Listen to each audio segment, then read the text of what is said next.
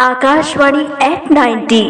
नमस्कार साथियों, मैं प्रहलाद रात्रे पता किरोड़ीमल नगर से। रेडियो विज्ञान का एक अद्भुत चमत्कार है जिससे सूचनाओं का आदान प्रदान बिना तार के सहायता से किया जाता है। सबसे पहले रेडियो का उपयोग युद्ध में सरकारी सूचनाओं को पहुंचाने के लिए सेना द्वारा किया जाता था। धीरे धीरे विज्ञान और विकसित हुआ, जगह जगह पर रेडियो स्टेशन बनाए गए और आज हम कहीं पर भी बैठकर दुनिया की किसी भी कोने की जानकारी रेडियो के माध्यम से सुन सकते हैं। रेडियो मनोरंजन और अन्य समाज विकसित जानकारी के लिए एक अच्छा साधन बन चुका है।